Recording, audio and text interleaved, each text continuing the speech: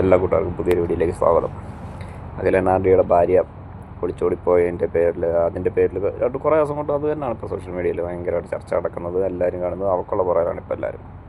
അതിൻ്റെ ഇടയ്ക്ക് അവരുടെ വീട്ടിൽ വിശാഖമായിട്ട് എന്തോരുന്ന് ഏകന്ധത അടിച്ച് നിൽക്കുന്നു, സിന്ദൂരം തൊടുന്നിട്ടില്ല, താലിയില്ല, നല്ല വണ്ണം ഉണ്ടായിരുന്നു, ഇപ്പോൾ വണ്ണമില്ല, എല്ലും തോലുമായി എന്നൊക്കെ പറഞ്ഞുകൊണ്ട് കുറേ വിഷമത്തോടു കൂടി കുറേ എണ്ണം വരുന്നുണ്ട്. ഓക്കെ, ഇതിനെപ്പറ്റി എൻ്റെ അഭിപ്രായം പറയാമല്ലോ.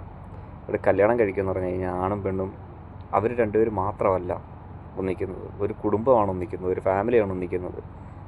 അച്ഛൻ, അമ്മ, അമ്മൂമ്മ, അപ്പൂപ്പൻ അങ്ങനെയൊക്കെ ഉള്ളൊരു ഫാമിലികളുണ്ടല്ലോ, അവരെല്ലാവരും അങ്ങോട്ടും ഇങ്ങോട്ടും ഒരു കുടുംബം അങ്ങോട്ടും ഇങ്ങോട്ടും ഒന്നിച്ച് ഹാപ്പിയായിട്ട് ജീവിക്കേണ്ടതാണ് കല്യാണം കഴിച്ചിട്ട്. ഇത് ഒരുമാതിരി ഇഷ്ടമല്ലായിരുന്നെങ്കിൽ ഇഷ്ടമല്ലാതെ കല്യാണത്തിന് നിൽക്കരുതായിരുന്നു. 3 കൊല്ലം പ്രണയിച്ചിടന്നപ്പോൾ അറിയത്തില്ലായിരുന്നു ഇവനിങ്ങനെയാണ്, ഇവൻ്റെ ക്യാരക്ടർ ഇങ്ങനെയാണെന്ന് അതറിയത്തില്ലായിരുന്നു.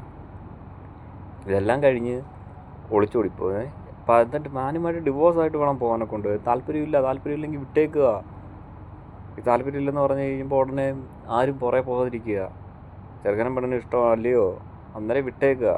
മ്യൂച്വലായിട്ട് ഡിവോഴ്സ് ആവാനുള്ള സംവിധാനങ്ങളൊക്കെ ഇപ്പോൾ ഇഷ്ടം പോലെ ഉണ്ട്. കളഞ്ഞിട്ട് പോകുക. ഇത് വീട്ടുകാരെ വിഷമിച്ച്, നാട്ടുകാരെ വിഷമിച്ച്, നാട്ടം കെടുത്തി, അങ്ങേ അറ്റം പറ്റിച്ച് എന്തിനാ വെറുതെ ഇതിനൊക്കെ ഉള്ള പരിപാടിക്ക് നിൽക്കുന്നത്?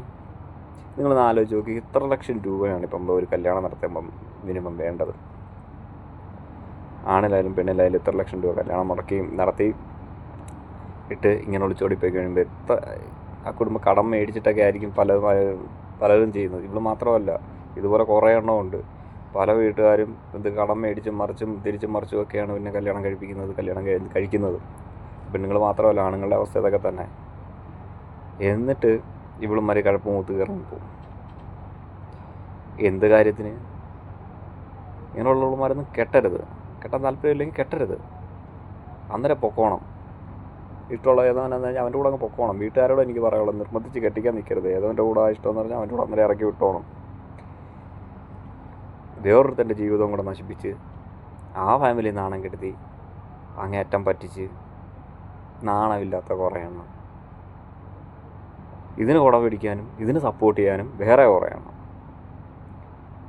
എന്നിട്ട് പറയുന്നത് കേട്ടോ, ഇതിനകത്ത് എന്തോ ഒരു വിഷയം മീഡിയക്കകത്ത് അവൾ വിഷമിച്ചിരിക്കുന്നു, നെറ്റിൽ സിന്ദൂരം തൊട്ടിട്ടില്ല, കഴുത്തിൽ താലി ഇട്ടിട്ടില്ല, ശരീരമെല്ലാം ഉണങ്ങി ക്ഷീണിക്കണം, വിഷമിച്ചിരിക്കണം. അവിടെ ഇതുപോലെ ഉള്ളവന്മാരെല്ലാം അങ്ങനെ ഇരിക്കണം. മൈൻഡ് കാണിക്കില്ല ഇതുപോലെ ഉള്ളവന്മാരെ. പോയത് പൊക്കോണമെന്ന് പറയണം. തിരിച്ചു വന്നാൽ സ്വീകരിക്കുകയും ചെയ്യരുത്. വീണ്ടും പാടി കയറ്റരുത്. പൊക്കോ, ഏതാണ്ട് കൂടെ പോയെന്ന് വെച്ചാൽ അവൻ്റെ കൂടെ പൊക്കോണം. ഇങ്ങനെ കുറേ വാണങ്ങളുണ്ട്. കുറേ മൈക്കും പൊക്കി പിടിച്ച് അതിനെ സപ്പോർട്ട് ചെയ്യാനും കുറേയാണ്. താല്പര്യം ഇല്ലാത്തതുകൊണ്ടാണ് ഓക്കെ പോയത്. എന്നാൽ പിന്നെ മാന്യമായിട്ട് പൊക്കൂടെ? അപ്പോൾ അവന് വേറെ റിലേഷനുണ്ട് എന്നും പറഞ്ഞുകൊണ്ടാണ് പോയേക്കുന്നത്. അങ്ങനെ ഉണ്ടെങ്കിൽ എങ്കിൽ അത് നിയമപരമായിട്ട് പോവുക, ഡിവോഴ്സ് മേടിച്ചിട്ട് പോവുക. എന്തെങ്കിലും കൊടുക്കാനോ വാങ്ങാനോ ഉണ്ടെങ്കിൽ അത് ലീഗലി രക്ഷാർഹമാണെങ്കിൽ കോടതിയിൽ മുമ്പിൽ ഞാനിപ്പോൾ ഒരു ഡിവോഴ്സ് കഴിഞ്ഞതാണ്, എൻ്റെ ഡിവോഴ്സ് കഴിഞ്ഞതാണ്. അവർക്ക് താല്പര്യമില്ലായിരുന്നു. ഞാനും പറഞ്ഞു ഓക്കെ, താല്പര്യമില്ലാത്ത സാധനത്തിനെ പിടിച്ച് 24 മണിക്കൂർ വീട്ടിൽ കൊണ്ടിട്ട് എന്തിരുത്തിയാനെ കൊണ്ട് എനിക്കൊന്ന് ഭ്രാന്തുണ്ടോ? കണ്ണാടി കൂട്ടി കൊണ്ടിരുന്നില്ല, മറ്റേ നമ്മൾ എവിടെയെങ്കിലും ഒരു ഫ്ലവർ മേടിച്ച് അവിടെ കൊണ്ട് 24 മണിക്കൂറും അതിന് വെള്ളവും കൊടുത്ത് ആഹാരം കൊടുത്ത് വെറുതെ എന്തിനാണ് അവിടെ ഇരുത്തിയേക്കുന്നത്? എൻ്റെ കൂടെ ജീവിക്കാൻ താല്പര്യമില്ല. ഓക്കെ, ഞാൻ ഗൾഫിലാണ്, എൻ്റെ ലൈഫ് പ്രവാസിയായ ഞാനാണ്. അപ്പം എൻ്റെ ലൈഫ് ഇങ്ങനെയാണ്. ഇവിടെ ജോലി ചെയ്ത് മാസം കറക്റ്റായിട്ട് ശമ്പളം അയച്ചു കൊടുത്ത് വീട്ടിലെ കാര്യം നോക്കി അവളെ കാര്യം നോക്കി തിന്നുകൊണ്ട് വീട്ടിൽ കുത്തിയിരിക്കുക ഉള്ളതിന് അഹങ്കാരം. അല്ലെങ്കിൽ ജോലിക്ക് പോകും, പഠിക്കാൻ പോകുന്നെങ്കിൽ പഠിക്കാൻ പോകും.